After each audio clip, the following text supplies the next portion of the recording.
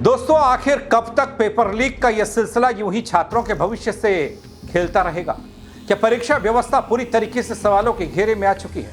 दून की सड़कों पर जो गदर देखने को मिला, क्या यह सिर्फ एक गुस्सा था या फिर सिस्टम के खिलाफ फूट पड़ा वो भरोसे का विस्फोट जो रह रहकर उबाल मार रहा है? पूरी खबर बताऊंगा आपको, कैसे छात्रों ने लगा दिए बड़े आरोप और फिर बार बार पेपर लीक होने के बावजूद जिम्मेदारों पर कार्रवाई क्यों नहीं होती। नमस्कार, पहला आंख में पंकज रौतेला, आप देख रहे हैं अपना उत्तराखंड न्यूज। दोस्तों, वैसे हमारे देश की बिगड़ती जा रही व्यवस्था को कौन सुधारेगा, यह सवाल बड़ा है, और जब हालात सड़क तक पहुंच गए हों तो यह सवाल और बड़ा हो जाता है। पुलिस से नोकझोंक होती है, इस्तीफे की मांग उठती है, तो क्या यह आंदोलन अब एक बड़े तूफान में बदलने जा रहा है, चाहे वो सियासी हो या फिर सामाजिक तूफान? क्योंकि दोस्तों, ऐसा ही आक्रोश बीते कुछ वक्त में अलग अलग प्रदेशों में देखने को मिला, जहां हजारों युवा सड़क पर थे, पेपर लीक के मामले पर हो हल्ला हो रहा था और जवाब मांगा जा रहा था। सिस्टम से जवाब मांगा जा रहा था। केंद्रीय शिक्षा मंत्री धर्मेंद्र प्रधान से क्या जवाब मिला? छात्र पेपर लीक के खिलाफ सड़क पर ही रहे और फिर से एक पेपर लीक हो गया। अभी हाल में दोस्तों, दिल्ली के जंतर मंतर पर कॉकरोच जनता पार्टी के बैनर तले आपने देखा होगा, हजारों युवा इस आस से जुटे कि पेपर लीक के मसलों पर कोई ठोस कार्रवाई होगी। सवाल किया, लेकिन कानों में जू तक नहीं रहेगी किसी की। केंद्रीय मंत्री धर्मेंद्र प्रधान निशाने पर है युवाओं के और सीधे तौर पर इस्तीफा मांग रहे हैं, बोल रहे हैं आप तो निकम्मे निकले। दोस्तों, ऐसा ही नजारा अब उत्तराखंड में भी देखने को मिल रहा, जहां देहरादून की सड़कें जाम करने के बाद एक बड़े प्रदर्शन के रूप में युवाओं के गुस्से को देखा गया। आप भी देखिए।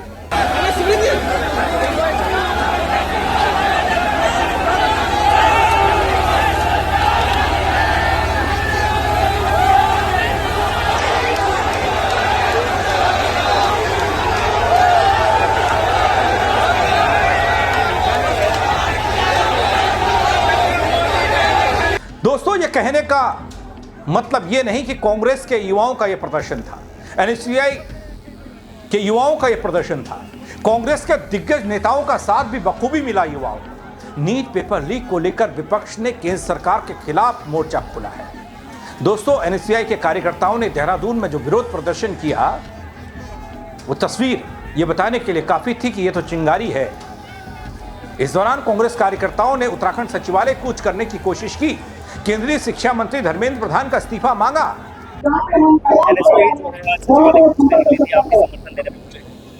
नहीं, देखिए, जिस तरीके से देश के अंदर नीट परीक्षाओं के पेपर लीक हुए हैं, उससे आम छात्र में और अभिभावकों में रोष है और लगभग 6 छात्र जो है आत्महत्या भी कर चुके हैं। बहुत गंभीर विषय है। केंद्र की सरकार को जिस गंभीरता के साथ इस विषय को लेना चाहिए था, नहीं, और उसी की परिणति है कि आज एनएसयूआई पूरे देश के अंदर सड़कों पर उतर करके सरकार के खिलाफ संघर्ष करने का काम कर रही है। और शिक्षा मंत्री का जो है, उन्होंने त्याग पत्र मांगा। लेकिन मोदी सरकार इतनी बेशर्म है कि उन्होंने अभी तक इस दिशा में कोई कदम नहीं उठाए हैं, जिसकी वजह से जो है ये आक्रोश लगातार बढ़ता जा रहा है। और ये संघर्ष तब तक जारी रहेगा जब तक इस दिशा में हमारे शिक्षा मंत्री का त्याग पत्र नहीं। दोस्तों, एनएसयूआई ने सचिवालय घेरने का प्रयास तो किया, लेकिन पुलिस ने प्रदर्शनकारियों को सचिवालय से पहले यानी कि सुभाष रोड पर बैरिकेडिंग लगाकर रोक दिया। इस दौरान दोस्तों, जो तस्वीर थी वो बेहद चिंतनीय और तनावपूर्ण वाली थी। पुलिस और प्रदर्शनकारी आमने सामने थे, तीखी नोकझोंक थी और बात धक्का मुक्की तक पहुंच गई।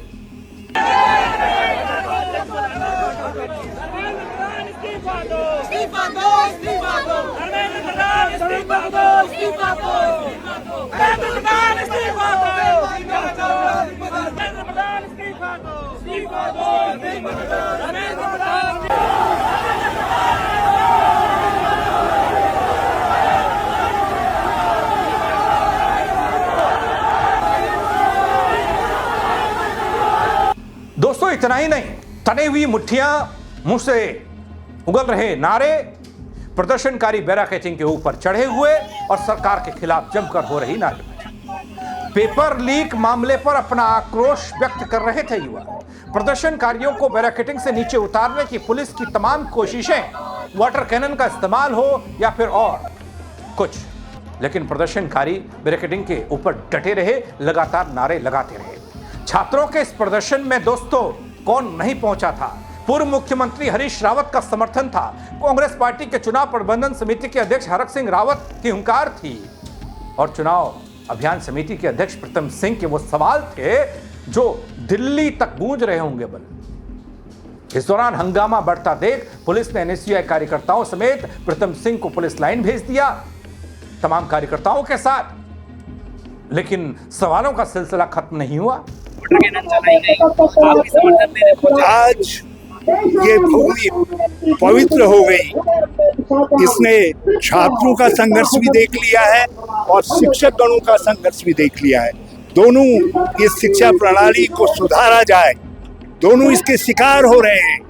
इस सरकार के गलत नीतियों का शिकार हो रहे हैं, उसके खिलाफ आवाज बुलंद करने आए।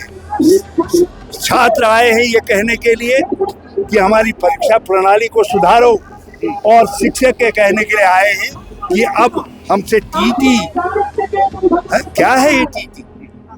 क्यों हमारे अनुभव का, इतने साल के परिश्रम का अपमान कर रहे हो? ये उस अपमान से तिलमिला करके यहाँ तक आए हैं शिक्षकगण। इसीलिए मैंने इनके संघर्ष के साथ अपनी एकजुटता जाहिर करने के लिए इनकी कैब को पकड़ा है और छात्रों के साथ अपनी एकजुटता जाहिर करने के लिए मैंने भी वाटर कैनन को झेला है। ये क्या है वाटर कैनन? क्या है लाठीचार्ज? क्या है लाठीचार्ज? ये हम इस लाठीचार्ज की भर्त्सना करते हैं और इस वाटर कैनन का इस्तेमाल शिक्षकों और छात्रों पर करने की भर्त्सना करते हैं, इसकी निंदा करते हैं। धन्यवाद। दोस्तों, कांग्रेस नेताओं और छात्र संगठनों के तमाम आरोप हैं। इन आरोपों से आप कितना इत्तेफाक रखते हैं?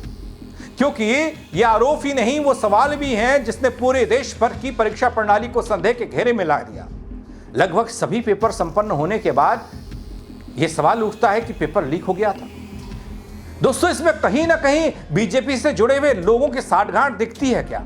यह सवाल इसलिए कांग्रेस कर रही है क्योंकि उत्तराखंड में जितने भी पेपर लीक हुए और हाकम सिंह जैसे लोग उसके सरपरस्त निकले।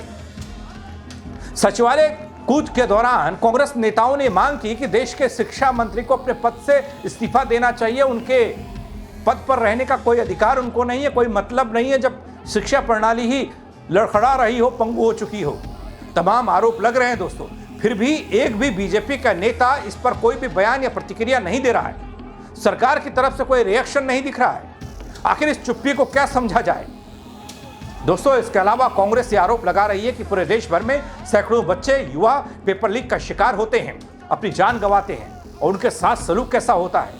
सरकार से जुड़ा कोई भी नेता उनको सांत्वना नहीं देने जाता, उनके परिवार को उनके घर नहीं पहुंचता, कोई उन्हें सरकारी मदद की घोषणा नहीं होती, कोई आश्वासन नहीं देता। दोस्तों, ये बेरुखी क्या बताती है?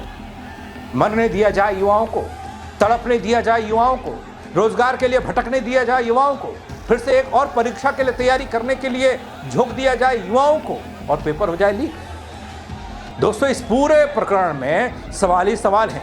लिहाजा कांग्रेस कहती है कि बीजेपी के जो नेता इसमें मिले हुए हैं उनको बचाने की पूरी कोशिश कर रही है, और ये लड़ाई अब सड़क पर होगी। बस देश के शिक्षा मंत्री अपने पद से इस्तीफा जब तक नहीं देते, आंदोलन यूं ही अनवरत चलता रहेगा, चाहे उन्हें जेल की सलाखों के पीछे क्यों ना जाना पड़े।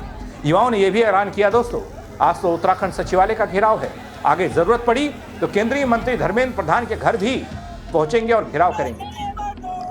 तो दोस्तों, क्या पेपर लीक की यह समस्या वाकई सिस्टम की एक बड़ी नाकामी हो गई, बड़ी विफलता हो गई? राजनीतिक आरोप प्रत्यारोप के बीच छात्रों का भविष्य अधर में लटका दिया जा रहा है। दून की सड़कों पर जो गुस्सा देखने को मिला, ये चिंगारी है और शोले आना भी बाकी है। क्या ये सिर्फ एक प्रदर्शन है जो देश के कोने कोने में हो रहा रह रहकर, या फिर आने वाले बड़े किसी तूफान की आहट, बड़े आंदोलन की आहट है? दोस्तों, पुलिस और प्रदर्शनकारियों के बीच में नोकझोंक, टकरार ये हमेशा देखने को मिलती है और यहां भी देखने को मिली। आखिर इस पूरे विवाद का समाधान क्या है? कब और कैसे निकलेगा, कोई बताने वाला नहीं है। सरकारें इस आवाज को गंभीरता से लेती दिख नहीं रही हैं और यह आंदोलन यूं ही चलता रहेगा। फिलहाल दोस्तों, नजरें टिकी हैं आगे की कार्रवाई पर और सरकार के रुख पर कि उत्तराखंड में, देश में इन बेरोजगार युवाओं के भविष्य को कैसे पटरी पर लाया जाए। साल साल भर पेपर की तैयारी करने वाले युवा पेपर देकर आते हैं तो पता चलता है पेपर तो लीक हो गया साहब, परीक्षा रद्द हो गई, पोस्टपोन हो गई, दोबारा होगी। इसमें युवाओं का क्या कसूर? दोस्तों, क्या कहेंगे इस खबर को लेकर आप? बार बार होते पेपर लीक को लेकर और इस पर होते हंगामे को लेकर आप कमेंट के जरिए अपनी राय जरूर दीजिएगा। खबर को शेयर कीजिएगा, उन युवाओं तक पहुंचाइएगा जो लोग लगातार पेपर लीक की इस आग में झुलस रहे हैं। फेसबुक पर देख रहे हैं तो फॉलो कर लीजिएगा दोस्तों, नहीं किया है तो यूट्यूब पर देख रहे हैं, सब्सक्राइब नहीं किया है तो वो कर दीजिएगा। मेरे साथ जुड़ने के लिए आप सबका दगड़ियों बहुत शुक्रिया। जय उत्तराखंड।